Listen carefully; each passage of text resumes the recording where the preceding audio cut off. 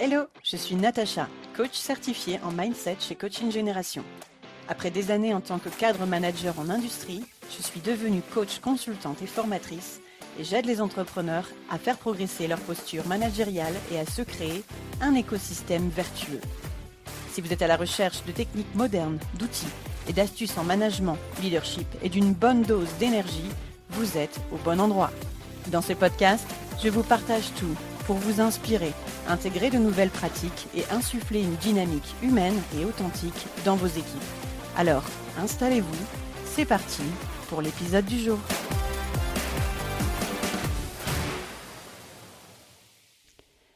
Bonjour et bienvenue dans ce nouvel épisode. Je suis absolument ravie de vous retrouver aujourd'hui. Comment devenir un entrepreneur leader, c'est véritablement ce qui me fait me lever tous les matins, qui me donne l'élan pour sauter du lit et vous accompagner au quotidien pour vous développer ces compétences de leadership. Le leadership fait partie pour moi de ces compétences clés dans l'ère dans laquelle nous sommes. On est au 21e siècle, ok, mais cette décennie 2020-2030 est un tournant fondamental, clé, qui permettra finalement, je pense, à pas mal d'entreprises, d'indépendants comme de TPE, PME et de grandes structures, eh bien, de sortir leur épingle du jeu à travers le leadership. Alors c'est pour ça que dans cet épisode, alors ce qui fait que j'ai choisi aussi cet épisode particulièrement, c'est que une bonne partie, malheureusement, des ingénieurs actuels, des cadres ou même de certains entrepreneurs que je suis amenée à croiser ou rencontrer, pensent être déjà leaders de par leur fonction. Mais moi, j'ai déjà une équipe, donc je suis déjà un leader. Mais moi, je suis déjà en posture, donc je suis déjà un leader. Eh bien, c'est un signe d'assurance, et bravo pour ça, de confiance. Mais c'est surtout pour moi être aveugle. Les conséquences concrètes, observables et mesurables, c'est qu'on peut rapidement rester coincé dans ces certitudes. On peut mesurer ce manque de compétences par justement ces certitudes et le fait de se heurter à des perceptions du monde via d'autres personnes, à l'opposé des vôtres, et cultiver finalement des incompréhensions, cultiver des tensions, voire même des conflits, en tout cas tout un tas de difficultés qui font que vous voyez bien que les choses ne sont absolument pas fluides, naturelles et épanouissantes d'un point de vue relationnel, pour des relations mutuellement satisfaisantes. Et quand on questionne un petit peu là-dessus, on se rend compte qu'il y a peut-être, et dans 100% des cas, dès que je pose un peu de questions, il y a encore des cartes à jouer, il y a encore des choses à faire. Ce qu'il y a de pire dans tout ça, c'est que finalement, quand on rencontre ces difficultés, aujourd'hui, on va vous dire, c'est parce que tu sais pas bien gérer ton stress, apprends à gérer ton stress, pars en formation. Donc là, excusez-moi, ça me fait doucement rire. Autrement dit, on va traduire ce phénomène par la gestion du stress, alors que c'est simplement un manque de compétences développées.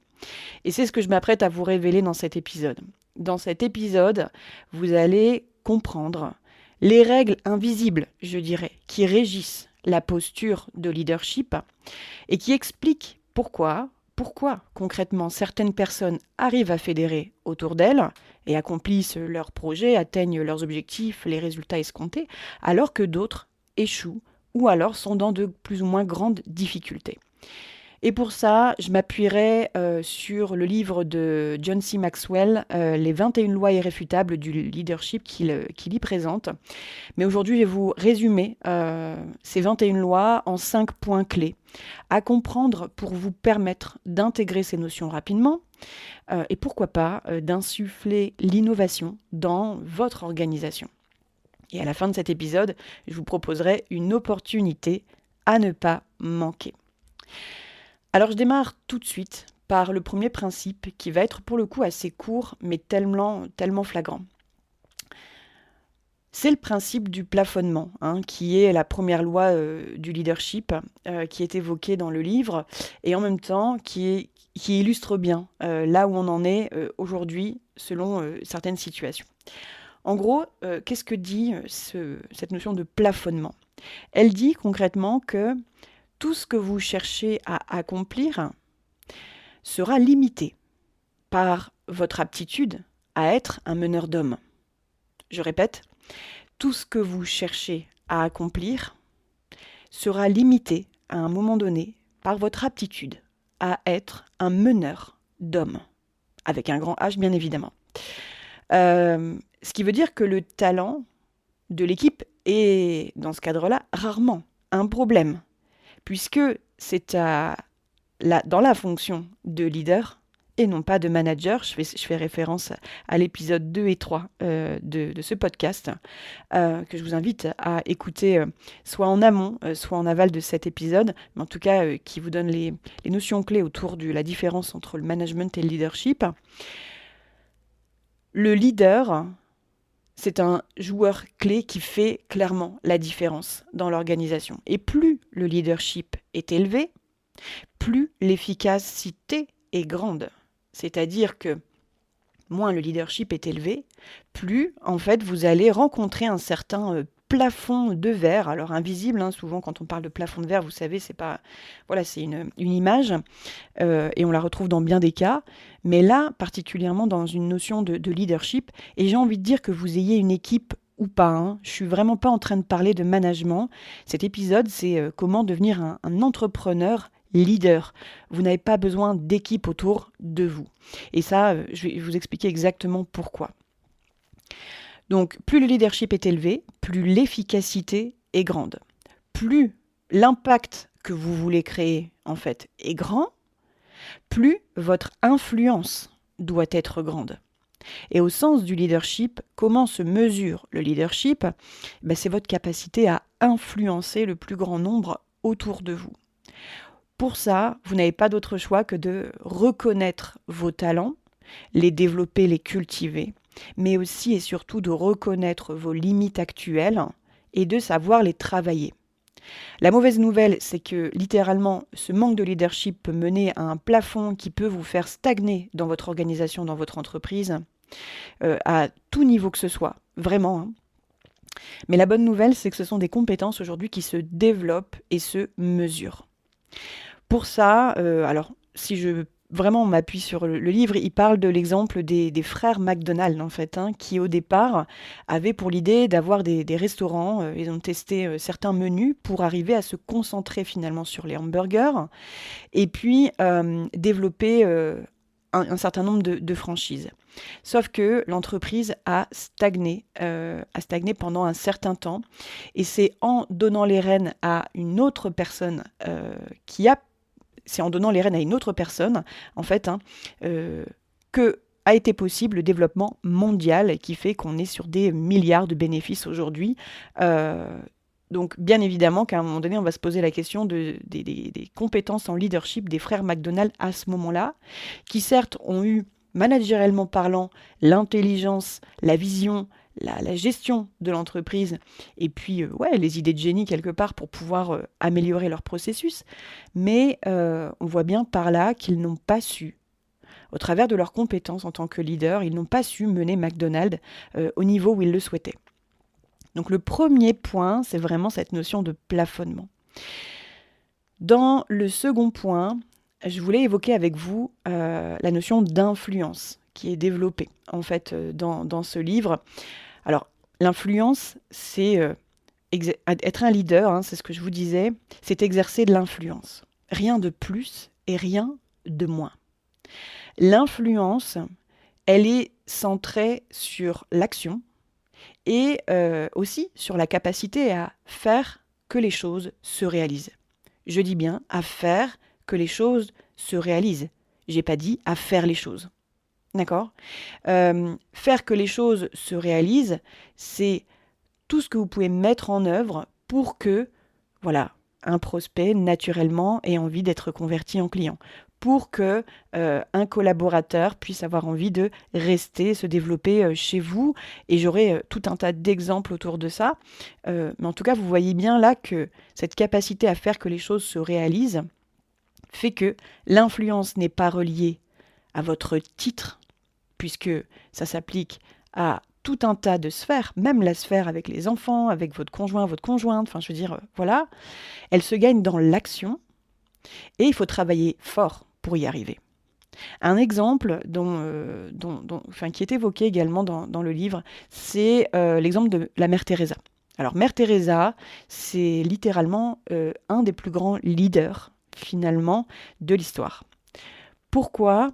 Parce que même si elle avait des propos parfois qui étaient très très irritants et inconfortables pour l'audience, parce qu'elle avait des idées aussi, ses idées, hein, et avec un regard critique sur la société, sur l'humanité, eh bien les gens l'écoutaient. Les gens l'écoutaient et donnaient du crédit à ce qu'elle avait à dire. C'est-à-dire que les gens, dans cette capacité de leadership, acceptaient qui elle était et acceptaient ses idées. Si ça, c'est pas des compétences de leader, je ne m'appelle pas Natacha.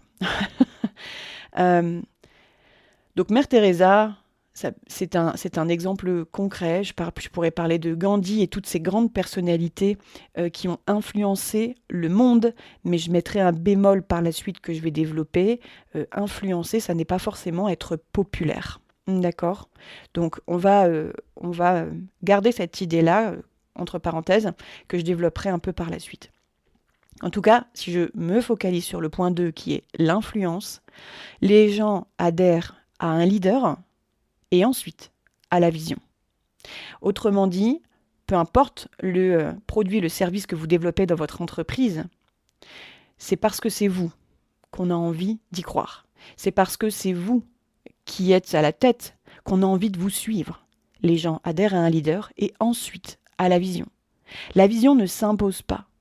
Si vous estimez qu'un messager est crédible, alors vous estimez que le message a de la valeur.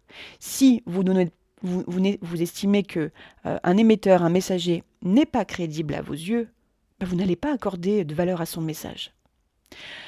Donc quand les gens finalement n'aiment pas ou plus un leader ou la vision, finalement, ils cherchent un autre leader. Et c'est comme ça, naturellement, que l'être humain se construit. Parce que l'on devient une personne sous couvert d'influence d'un groupe.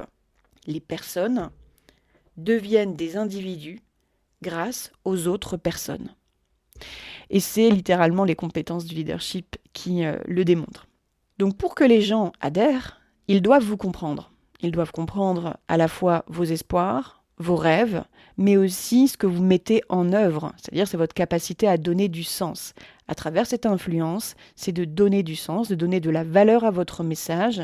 Le leader a besoin donc de développer, et on va le voir dans le point 3, de développer ses talents, mais aussi et surtout sa conscience et surtout de manière continue. C'est-à-dire que se reposer sur ses lauriers et croire qu'on est arrivé au stade ultime et qu'on peut rester comme ça, c'est un leurre. Selon la vision, pour faire fructifier ses avoirs et du coup son efficacité, être un leader de demain, c'est apprendre aujourd'hui.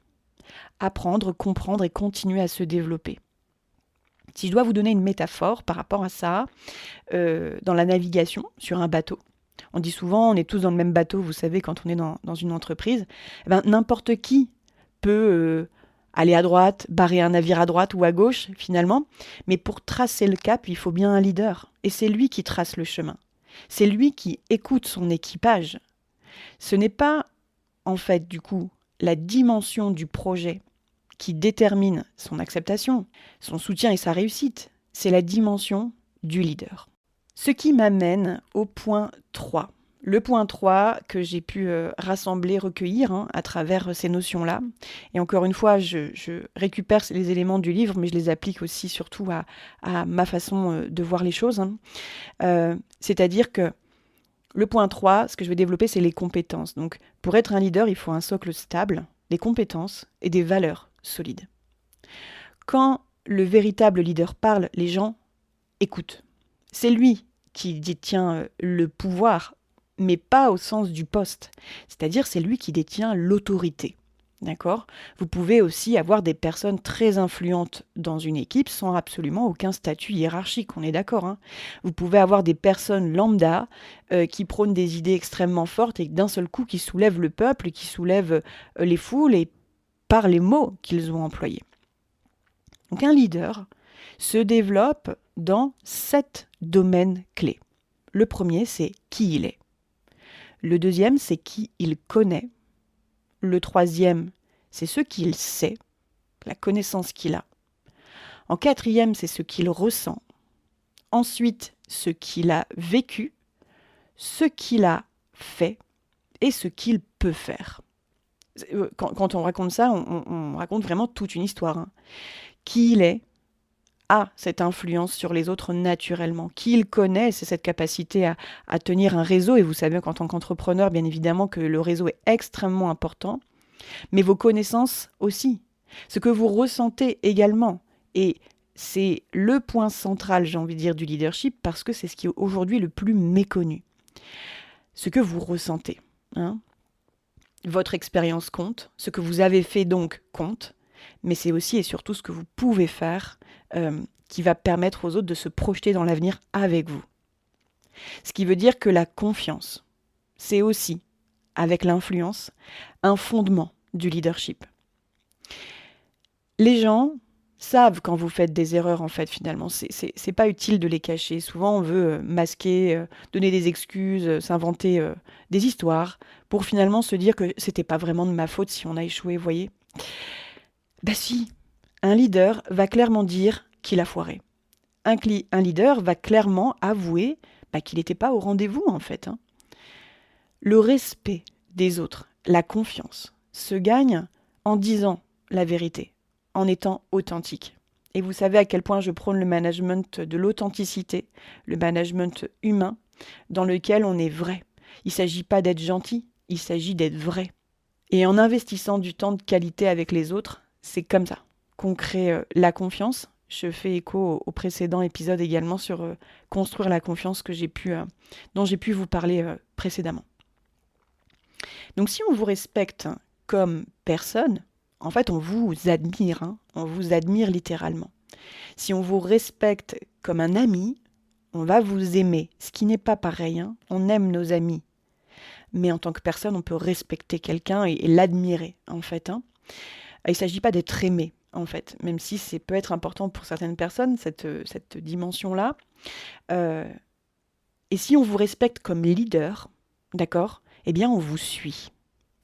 Les gens sont attirés par des leaders qui ont, en règle générale, des valeurs, en fait, hein, similaires aux vôtres. Je vous parlais de valeurs solides, en fait, en titre de cette partie. Et par rapport à la notion de valeurs, il est nécessaire de les mettre en œuvre, ces valeurs, hein, puisque la traduction des valeurs, elle se matérialise en comportement et en action. Et donc, cette capacité à créer l'impulsion, créer l'action, c'est la meilleure amie, en fait, du leadership. Et pour créer l'impulsion, il faut forcément de la préparation, de la motivation, déjà de la motivation intrinsèque, en fait, et propre au leader lui-même. Ce qui veut dire que les leaders comprennent les choses. Les leaders efficaces, du coup, organisent leur vie, en règle générale, selon 3 types de questions. 3 types de questions qui sont, qu'est-ce qui est requis là, maintenant, tout de suite, pour impulser cette action, pour mettre en œuvre les choses. Qu'est-ce qui donne le meilleur résultat, ensuite, pour pouvoir faire des choix et orienter la vision autour peut-être même d'une intuition, hein, on le verra après. Et puis, qu'est-ce qui suscite la meilleure récompense hein, et qui stimule le plus. C'est-à-dire, qu'est-ce qui suscite la meilleure récompense et qu'est-ce qui stimule le plus au sens de la motivation pour maintenir et développer cette motivation. Alors, quand vous êtes seul, bien évidemment, il s'agit déjà de la vôtre, hein, de motivation. Encore une fois, je le disais, ce n'est pas une question d'équipe là. Il s'agit de posture entrepreneuriale. Donc, qu'est-ce qui suscite la meilleure récompense pour vous et qui vous stimule le plus en tant qu'entrepreneur pour vous donner l'énergie et l'élan d'impulser les actions nécessaires au développement de votre efficacité, en fait, hein, liée à vos actions. Et vous voyez qu'on boucle la boucle en disant ça. Si vous avez une équipe maintenant, qu'est-ce qui est requis là maintenant tout de suite pour l'organisation et l'équipe qu'est-ce qui donne le meilleur résultat aujourd'hui qui pourrait donner le meilleur résultat pour l'équipe. Et qu'est-ce qui suscite bien évidemment la meilleure récompense et qui stimule le plus l'organisation et l'équipe. Donc en fait, à travers ces différents points, il faut constamment en fait réexaminer et réorganiser les priorités, c'est-à-dire développer sa conscience, comme je le disais plus tôt. Parce qu'agir, agir, être dans l'action, ça n'est pas accomplir. La réussite arrive à force de se concentrer, soi, et de concentrer ses collaborateurs sur les choses qui comptent. Donc j'ai bien conscience que ce que je vous apporte là comme élément, que j'essaye au maximum de donner de la valeur au sens des exemples pour coller le plus à votre réalité, et c'est encore une fois mon intention dans ce podcast. Mais ce qui me tient aussi à cœur, et c'est un petit peu mon ADN, c'est ma volonté de vulgariser des notions qui peuvent parfois être de l'ordre de la théorie théorisante, vous voyez, et de l'appliquer au maximum, de la simplifier pour pouvoir mettre en œuvre les actions les plus concrètes le plus rapidement possible. Donc à travers cette notion de plafonnement, d'influence et de socle solide à travers des compétences et des valeurs, voilà, je sais que du coup, il y a beaucoup d'éléments. N'hésitez surtout pas à mettre en pause cet épisode ou de le réécouter si vous jugez que effectivement, voilà, j'enchaîne le discours, mais le mieux serait que peut-être de réécouter pour vous imprégner de ça. Alors le quatrième élément que j'avais envie de vous partager, ça va concerner ce que j'appelle le sixième sens du leadership. Le sixième sens du leadership, en fait, c'est vous savez, je vous parlais de règles invisibles parfois, qui sont à l'œuvre dans la notion de leadership et qui se distinguent vraiment du management, du manager, en fait. Parce qu'être un leader, pour moi, un leader évalue, en fait, sait évaluer sa situation, la situation, et sait le faire de manière quasi instinctive. Il sait instinctivement quoi faire. En fait, sans intuition, vous risquez aussi parfois d'avoir des œillères.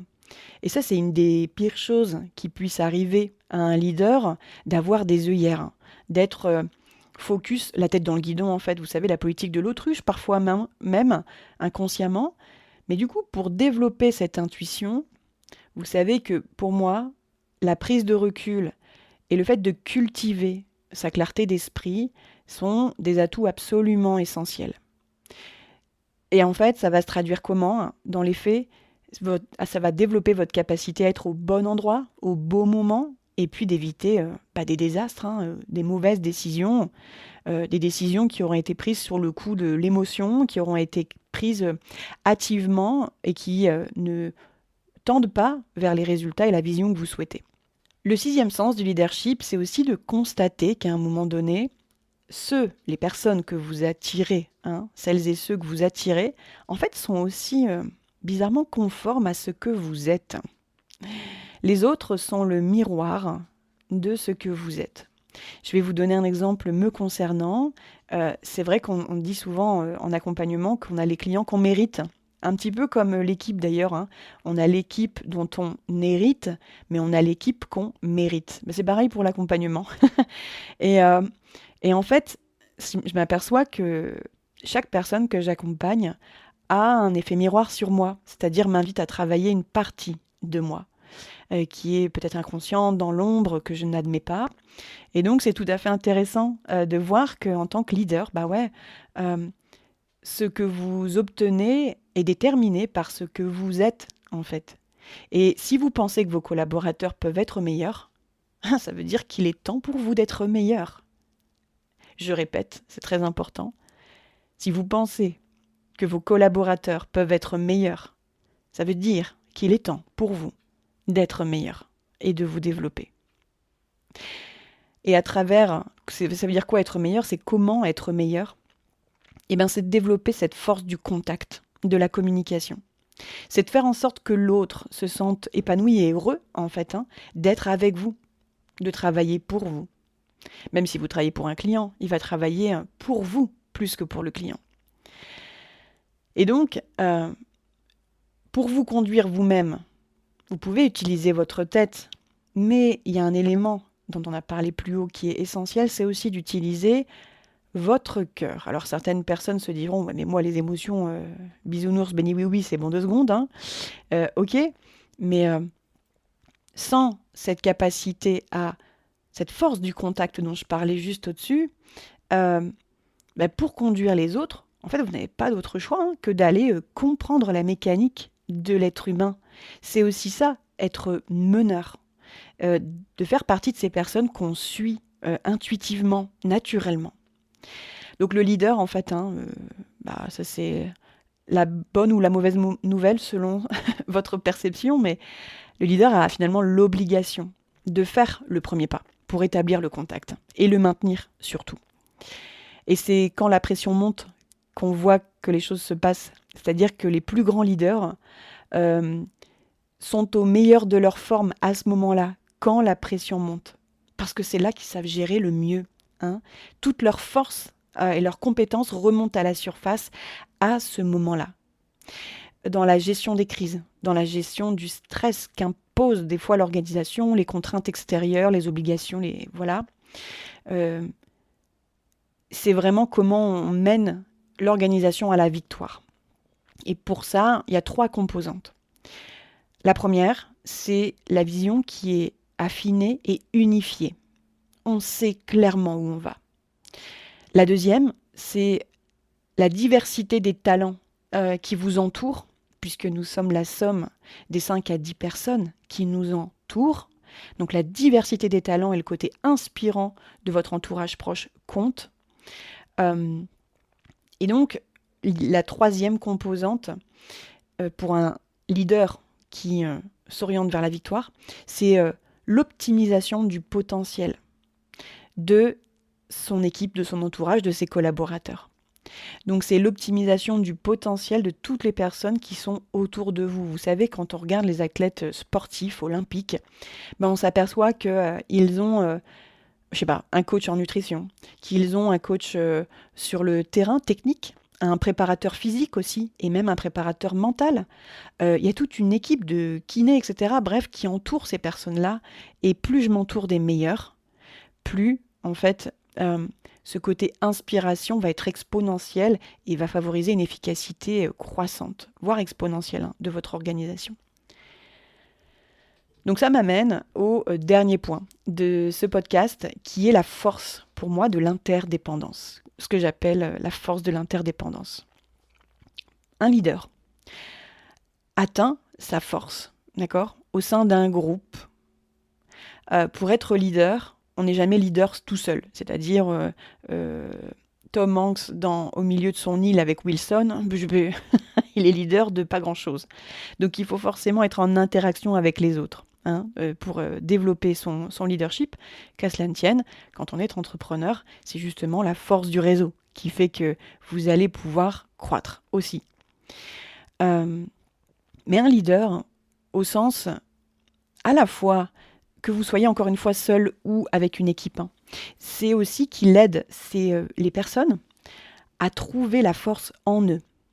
Cette capacité à avoir cette grille de lecture fine. C'est pour ça que je vous parlais de compétences dans les points du dessus, de compétences solides, pour faire en sorte d'avoir cette grille de lecture concrète, pas de l'ordre de l'intuitif, mais qui aide les personnes à trouver le chemin à l'intérieur d'eux-mêmes. Ce qui veut dire qu'investir votre temps avec les meilleurs est un vrai atout, et que par contre, si vous avez une équipe, déléguer autant que possible, c'est un vrai plus. Alors maintenant, il s'agit de garder dans votre cercle proche ceux qui sont capables d'élever les autres, mais aussi de vous aider, vous, à vous améliorer. Et c'est là que ça devient intéressant, c'est que un leader, oui, s'entoure en externe de personnes très, très, très inspirantes, mais ont cette capacité en interne de s'entourer de personnes dont ils sont inspirés aussi. C'est-à-dire qu'on est vraiment dans cette relation d'interdépendance qui font qu'on va s'élever les uns les autres et insuffler à chaque fois de l'inspiration, de la motivation, mais naturellement lié au contact en fait qu'on a quotidiennement ensemble. Par contre, je reviens un petit peu sur cette notion de délégation. Pour déléguer, déjà, il faut croire en l'autre. Il faut lui accorder de la valeur.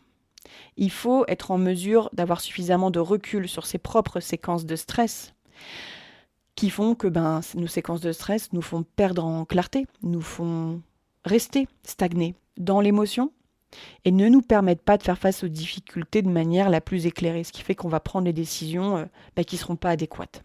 Donc vous voyez qu'on boucle la boucle encore une fois avec ce qu'on s'est dit plus haut. Si vous ne déléguez pas ou plus, en fait vous créez, dites-vous bien, et j'insiste, vous créez des obstacles à l'intérieur de votre organisation. La délégation de pouvoir permet littéralement d'instaurer l'arrivée de changements constants. Parce qu'elle permet en fait de se développer et d'innover. Quand vous déléguez et que vous êtes suffisamment préparé en amont pour permettre que la délégation soit fluide et efficace, vous pouvez vous concentrer sur autre chose et du coup innover. Quand je vous dis, et j'en reviens à la toute première, vous voyez que tout est lié, si vous avez déjà des difficultés à déléguer, c'est que vous êtes dans votre plafond à vous. Et c'est que naturellement, vous êtes en train de mettre des obstacles que vous vouliez ou pas dans votre organisation. Donc en fait, dans le développement des compétences, autour de vous, seul un leader peut engendrer un autre leader. Un leader doit être capable aussi de renoncer, de faire des sacrifices parfois. Donc en fait, si vous n'êtes pas en mesure de lâcher, de revenir en arrière, je vais vous donner l'exemple de Tiger Woods, qui inspire bon nombre de joueurs autour de lui aussi. Mais par quoi il est passé pour devenir numéro 1, il faut quand même se le rappeler. Il a stagné lui-même en tant que numéro 1 pendant extrêmement longtemps. Pour ça, il a décidé pour devenir numéro 1, il a décidé de changer en fait d'entraîneur, de coach, d'équipe autour de lui. Cette décision a occasionné qu'il a fait une dégringolade, qu'il a chuté dans les classements, mais pour finalement, de fil en aiguille, revenir à la première place. Donc, dans cette notion de sacrifice, savoir revenir en arrière sur ses positions, sur les choix qui ont été faits, si vous, en tant que leader, vous n'êtes pas en mesure de faire des choix qui vont peut-être, oui, être inconfortables et vous faire revenir en arrière, mais ça veut dire que vous ne serez pas capable d'avancer, que vous allez stagner dans ce plafond, et c'est le point numéro 1. En bouclant la boucle comme ça, vous vous rendez compte que toutes ces compétences-là sont absolument centrales et essentielles pour développer votre pouvoir d'influence, pour développer votre entreprise, pour développer ce leadership. Et en plus, faut considérer une chose aussi, c'est que plus les responsabilités augmentent, c'est là où c'est inconfortable, plus les droits diminuent. Ça veut dire qu'on a moins de marge de manœuvre. Et c'est aussi pour ça que d'ailleurs certains font machine arrière sur la délégation, parce qu'ils ne voient que les résultats ne sont pas à la hauteur de ce qu'ils attendent. Donc en fait, ils se remettent à faire, et non plus à faire.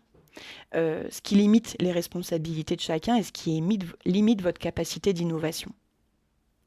Donc pour ajouter de la croissance à votre entreprise, il faut que vous ayez des disciples. Mais pour multiplier la croissance, il faut que vous puissiez mener vos prochains leaders.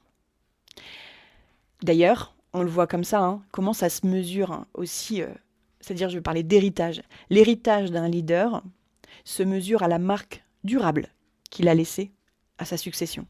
C'est vraiment cet indicateur de mesure qui vous permet de valider que vous êtes un vrai leader d'aujourd'hui. Alors, je vous ai parlé en début d'épisode d'une opportunité que j'allais vous proposer. Ce que je vous propose, c'est de convenir avec moi d'un appel gratuit qui me permettra de discuter ensemble sur 30 à 45 minutes pour venir développer, auditer votre capacité, vos compétences en tant que leader et que je puisse vous donner un avis. Ça n'engage en rien. Voilà, c'est vraiment une opportunité que je souhaitais vous proposer. Qu'on puisse prendre un temps à planifier ensemble pour venir diagnostiquer, faire le tour de votre posture et que je puisse peut-être vous indiquer de manière individuelle et personnelle vos futures compétences à développer en tant que leader. J'espère que ça vous anime, ce petit défi.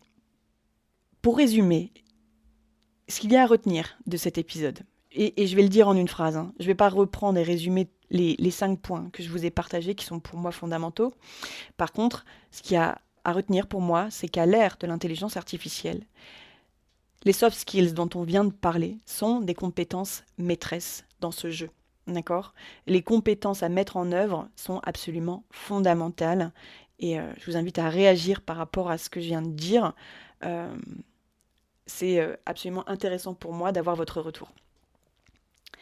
Donc je vous remercie d'avoir écouté cet épisode jusqu'au bout. N'oubliez pas et n'hésitez surtout pas à laisser un commentaire, un avis en dessous de ce podcast. Ça aide beaucoup à le faire connaître, à se développer.